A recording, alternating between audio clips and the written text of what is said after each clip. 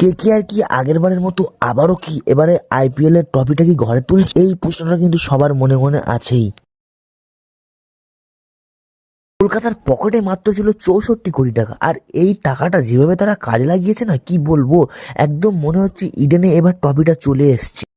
আপনি যদি কেকেআর এর ফ্যান হন না, একদম সঠিক ভিডিওটি আপনার সামনে এতক্ষণে চলছে। আর একটা কথা বলবো, কেকেআর এবারে নিলামে যা খেলা দেখালো না, ভিডিওটা শুরু করার আগে একটা ছোট্ট অনুরোধ আপনাদের কাছে রয়েছে। আপনি যদি বলছি কেকেআর এর ফ্যান হয়ে থাকেন, তাহলে এক্ষুনি ভিডিওটা ছোট্ট করে লাইক দিন, যাতে কেকেআর এর করবো লড়বো জিতবো স্লোগানটা বজায় থাকে। আর কমেন্টে লিখে দিন বড় বড় করে কেকেআর।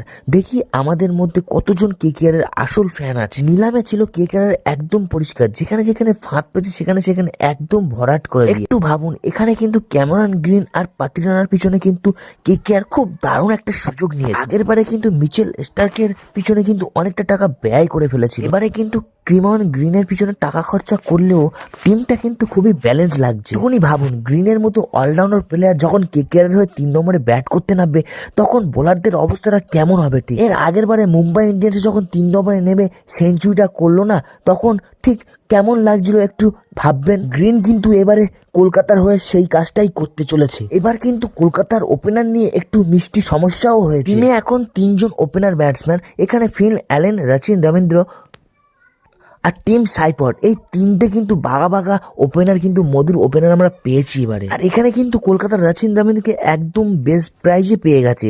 রচিন রবীন্দ্র কিন্তু হতে পারে আমাদের ভেঙ্কটেশ আয়ারের জায়গাটা কিন্তু নিতে পারে, কারণ সে কিন্তু খুব ভালো ব্যাটটাও করে আর তার বলটাও কিন্তু খুব দরকারি। আর অন্যদিকে যদি ফিল অ্যালেন একবার যদি টিকে যেতে পেরেছে না পিছিয়ে, তাহলে কিন্তু পাওয়ার প্লেই পুরো খেলাটা শেষ করে দিতে পারে। এবারে কিন্তু অভিজ্ঞতা হিসাবে কিন্তু টিম সাইপট হয়তো ওপেন করতে পারে। আর একটা কথা, এবারে কিন্তু নারিনকে ওপেন করতে হয়তো দেখা যাবে না, কারণ আমাদের কাছে কিন্তু বাঘা বাঘা ওপেনার কিন্তু ব্যাটসম্যান আছে। নারিনকে হয়তো ফিনিশার হিসেবে আমরা কিন্তু নিচে দেখতে পাবো ব্যাট করতে। মাঝ মিডিলের দিকে ব্যাট করার জন্য কিন্তু আমাদের ঘরের ছেলে রিঙ্কু সিং তো আছেই।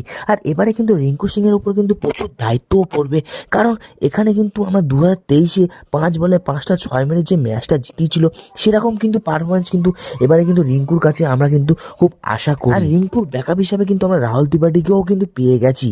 এবারে কিন্তু সব থেকে শক্তিশালী বোলিং অ্যাটাক কিন্তু কেকেআরেরই। একদিকে শ্রীলঙ্কার স্পিড স্টার পাতিরানা, যাকে কিন্তু বলা হয় তো মালিঙ্গা। আবার ওর ব্যাকআপে আছে মুস্তাফিজুর রহমান।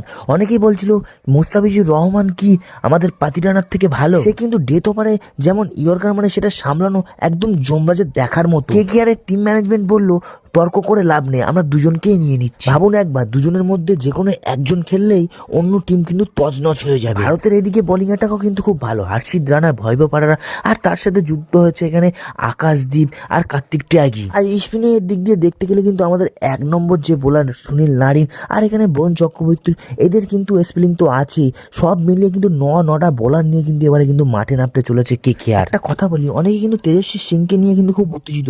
তার স্ট্রাইক রেট কিন্তু 190-এর উপরে, আর সে কিন্তু যদি ফিনিশটা রিঙ্কু সিংয়ের সাথে দিতে পারে না, কি বলবো, একদম খুব সুন্দর হয়। সব কিছু জল্পনা থামিয়ে যদি আমরা ক্রিকেটে কলকাতার প্লেন 11টা একটু ঘাটিয়ে দেখি না, তাহলে এখানে কিন্তু 1 নম্বর টিম কেন বলা হচ্ছে তোমরাও বুঝে যাবে। কলকাতার ওপেন যদি করতে দেখা যায়, তাকে ফিন অ্যালেনকে দেখা যাবে, নিউজিল্যান্ডের বাঘা তারকা ব্যাটসম্যান, আর তার সাথে আমাদের সুপরিচিত আমাদের অজিঙ্ক্য রাহানে কিন্তু ওপেন করতে দেখা যেতে পারে। আর 3 নম্বরে ব্যাট করতে নামবে ক্যামেরন গ্রিন, আর আমাদের বড় বাজির প্লেয়ার কিন্তু এই প্লেয়ারটাই। 4 নম্বরে আমাদের পরিচিত প্লেয়ার অঙ্কুশ রঘুবংশী, সে কিন্তু দেখিয়ে দিয়েছেন গত বছরে যে সে কিন্তু প্রচুর তেজে ঘোড়া আমাদের। 5 নম্বরে কিন্তু নামবেন আমাদের সেরা প্রতিভা ঘরের ছেলে রিঙ্কু সিং, সে কিন্তু তার উপরে কিন্তু একটা বিরাট দায়িত্ব অবশ্যই থাকবে। 6 নম্বরে থাকছে আমাদের হাই রিডার রামনদীপ সিং, আর এখানে কিন্তু 8 নম্বরে থাকছে আমাদের অলরাউন্ডার অনুকূল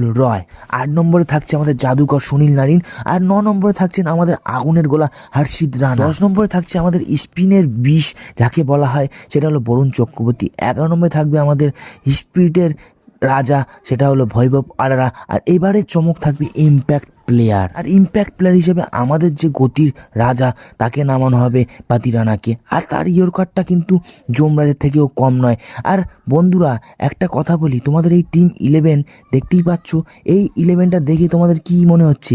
এবারে ট্রফিটা কি আমাদের কলকাতার মধ্যে আসবে না আসবে না, কমেন্ট বক্সে জানাতে ভুলবে না।